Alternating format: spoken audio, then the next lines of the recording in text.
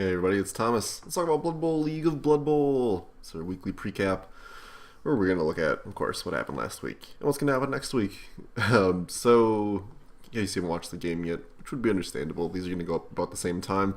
Link will be up here. Did not go the best, per se. Got a miss next game on this guy. Did get a level up on ye old Bambino, though. I gave him sidestep because he just got a normal roll, and agility skills do not give you a lot of options, to say the least. So we go into next week with 1270 team value, not too bad.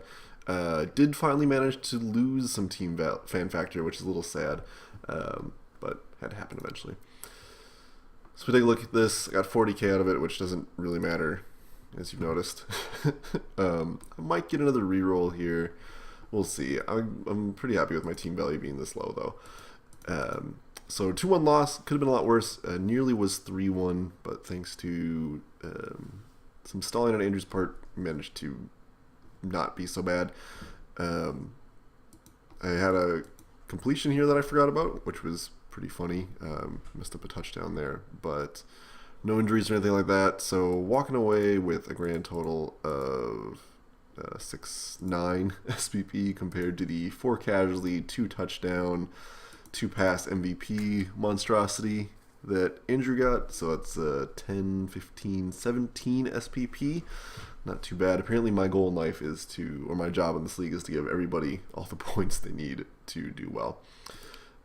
Yeah, so what can you do? Not too bad though. I'm relatively happy with how that game went. I thought it was going to be a whole lot worse for me. Seer weapons, as always, did not perform as well as I wanted them to. Looney got knocked out right away, not too surprising there.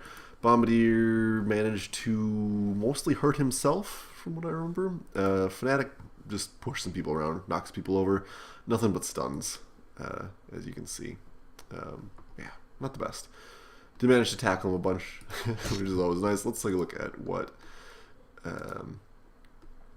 Andrew got out of this deal. Not a ton. He got 60k, which is pretty good in terms of monies. And if we take a look at his roster, no levels up, it looks like. Yeah, he got really close here. He got some SPP on this War Dancer. This one's still a touchdown away, but yeah, not a lot. One of his injury and his MVP both went to his Mercenary, which he couldn't afford to buy, which is a little unfortunate. Level 2 Mercenary would have been good to have.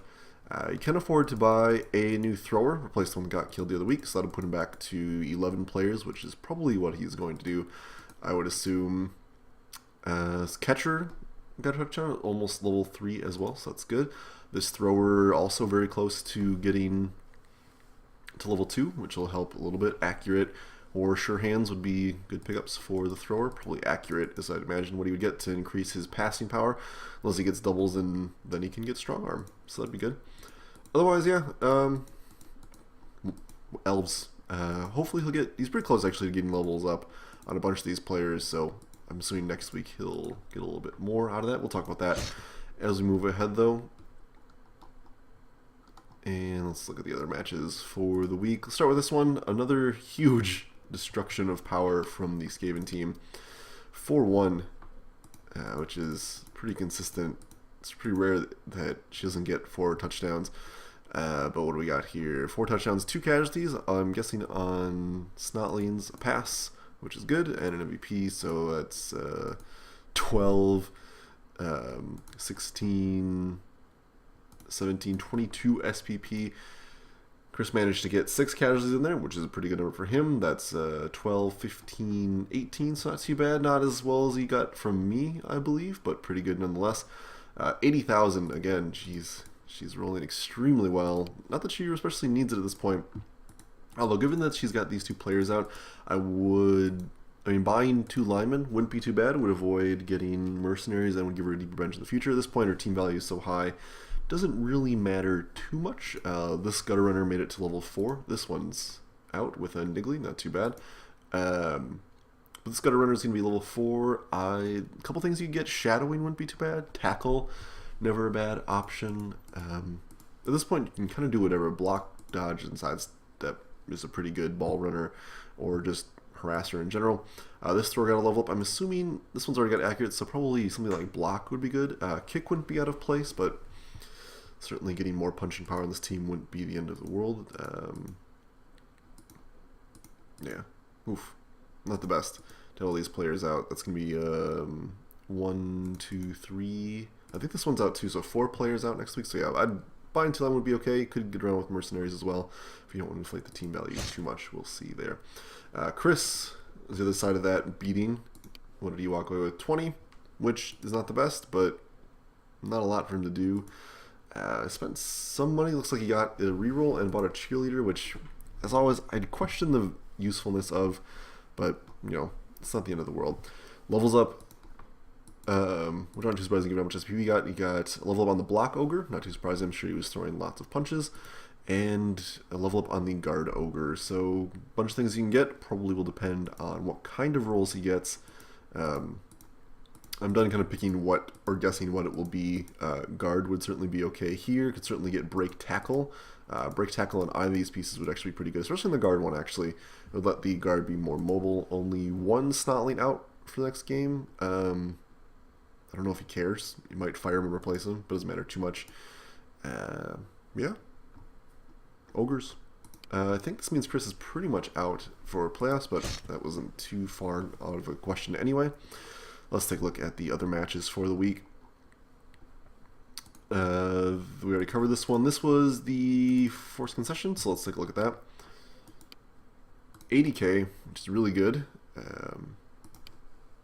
Let's see here. I think the catcher got the touchdown.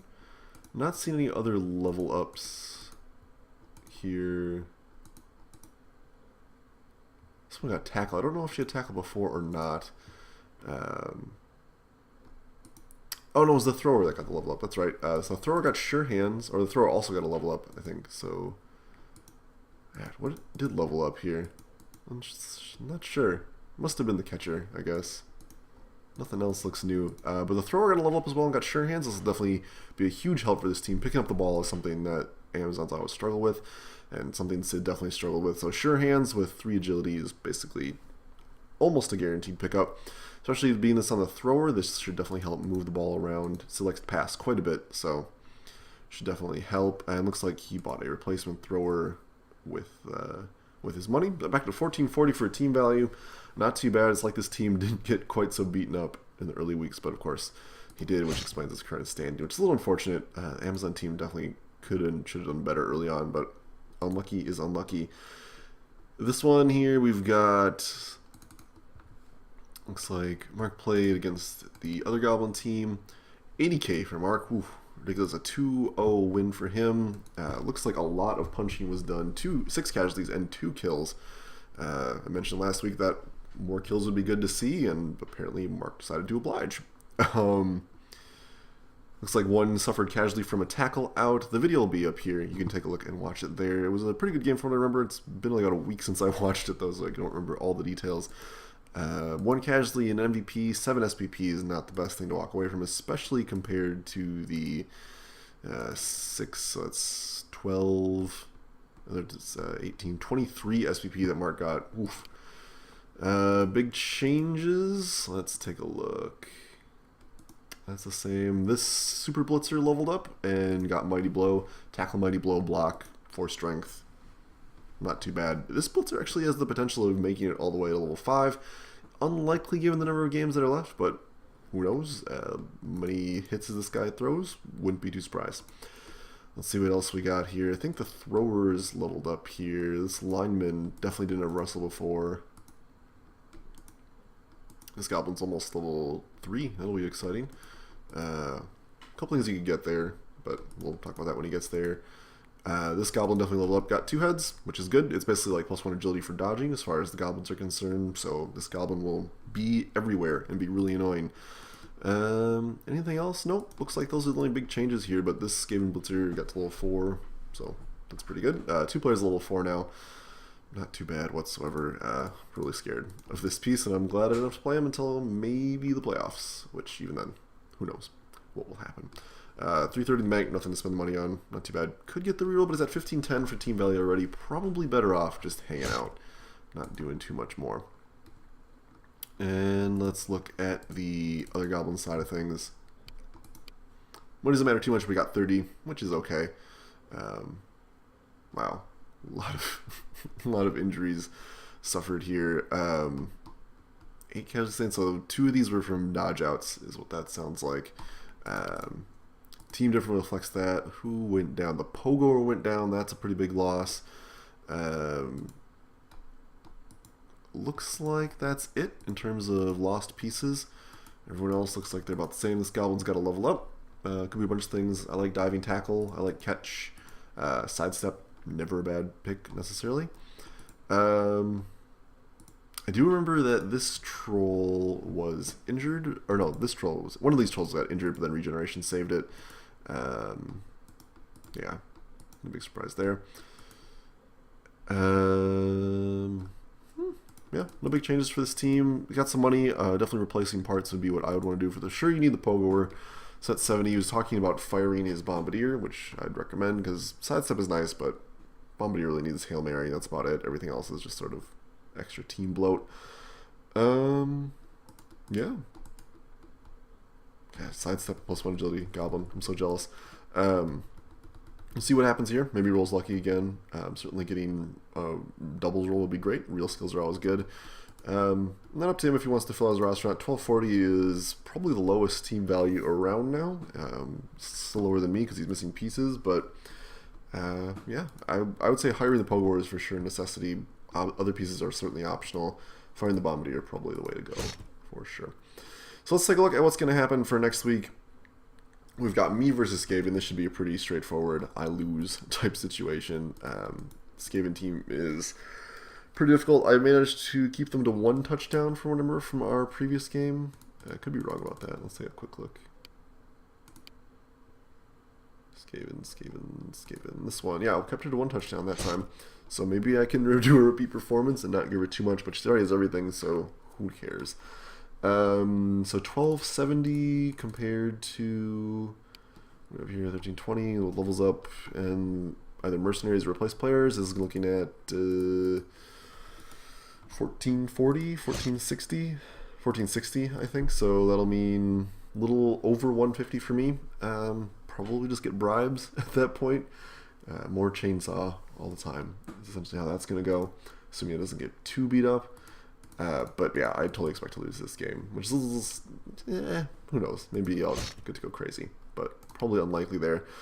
I just don't think there's a lot I can do to stop the Skaven craziness. Maybe I can get lucky on a bomb or two, but we'll see. With 4 gunners, it's hard to lob bombs, just like it's hard to lob bombs at the elf team, as I noticed today. This is going to be a win for Chris, so that'll be good for him. Shouldn't change too much in his overall positioning, but this is the first one he gets to choose who his touchdown will go to, assuming that it goes to either one of these ogre. There'd be another level 3 ogre, which would be terrifying, I think is the right word. Actually, probably would go to Galactus because Polynon could use a friend for sure. Let's take a look here. Wood Elves versus Goblins. Goblins is going to be getting a fair amount of money. Assuming that he rehires the Pogoer, he will be at 1330. If we compare that to... I can read, I promise. We compare that to the Wood Elf team, which assuming he buys another player will be 1440, so it's a single bribe or a babe, which wouldn't be too bad. If he doesn't fire more players. Actually, if he fires more players, that can change things as well in the Goblin team, but figure I'll look at 2 bribes or maybe another reroll, something in that range. We shall see. But I expect the Wood Elf team to win that one. It's certainly possible that the other Goblin team would have more luck than I do. His trolls are a lot scarier than mine, so that will definitely help. I mean, I have one with block, but his trolls are still bigger than mine. He's got Mighty Blow on his Fnatic. Against the 7 armor value team, that really matters. We'll see. I think it'll come down to certainly dice for how well the other Goblin player does. So yeah, but still, I think Wood Elves should win this one. Not too complicated there. Amazons versus the Underworld team here. 1510 and I just looked at this, but 1440. So assuming no big changes and no weird assistant coach stuff, be looking at 70 inducement, so a babe, basically, which should help a little bit, considering that how much tackle Mark has. Should definitely be a factor. I think Underworld should win this one. Just the sheer amount of tackle and block on this team is definitely going to be a factor. In a straight hitting war, I don't see how the Underworld team loses, especially with the super scary Blitzer. Still, I mean, Sid can certainly move the ball pretty well now, so it's possible he can make a competitive game. Might even be a tie, but I do expect the Underworld team to win this one. Let's take a look at some of the rankings here. With my loss today to Andrew, not a lot of changes here beyond that these two have an equal record, which is what we expect. Gradek continues to enhance her lead, essentially. Team values are not really accurate at this point, but what can you do? Pants Commander and I are still within 1 point of each other because we both lost. We'll see what happens next week. I'm anticipating losing. We're both anticipate losing again. Like I mentioned a couple weeks ago, I mean, these teams are pretty much, our records are going to end up being pretty close together. I think I might be able to edge him out just because my record is now a little better because I've won more than he has. But still, 5 losses do add up, and we'll see. Could certainly swing towards him entirely. Should be interesting. Guess we'll continue to plummet downwards here. These two teams, I mean, Chris will be up to 10. I should be right next to the Pants Commander in terms of overall team value, but that'll be probably his last win or one of his 2 only wins for the rest of the season here. And then Amazon, I mean, another loss here. As I mentioned, I don't think it's possible for Sid to make it into the playoffs, but I could certainly be wrong. But given the remaining matches here, I don't see it being too probable. We'll see how these matches go. I'd like to think I can beat him, but we'll see what happens. Yeah, that's it for rankings here. Pretty much these 3 teams are going to be in the playoffs for sure. We talked about the 17 to 20 range being pretty much the guaranteed to make it in. So we'll see how the rest of us fare. I mean, 4th is still pretty much up in the air, lock and change. Although realistically, I think it's between Pants Commander and myself. Hall of Fame. We have some slight changes here. This is not fully updated, apparently, because it should have the fact that this player is, no, 31, so that'd be level 4. Yeah, okay. Just made it in, apparently. So, Super Blitzer continues to hold the maximum rank there. No players of mine up here because my SPP is pretty much everywhere and nowhere. Best scoring. Apparently the catcher here is really doing some work here. Not surprising to see the Skaven team pretty much crushing this whole chart. Jeez. Yeah, let's keep going here. Best throwing, we had more passing this week. Surprisingly to see the Underworld team getting a lot of passing, but the Wood Elf team is definitely upping their pass game, as is the Amazon team, so I'm surprised to see these things slowly increasing. Still only 2 interceptions, and we have more.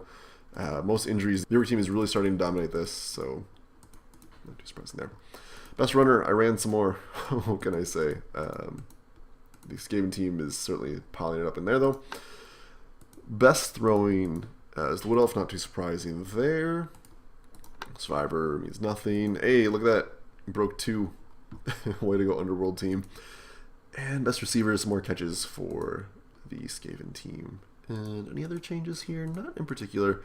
I did some passing this week, so that was exciting. That's why Bambino's here, I guess. But yeah, not too shabby. Quick recap, because I forgot to do that for who is going to win here. Should be Skaven. This is a forfeit, so Chris will win.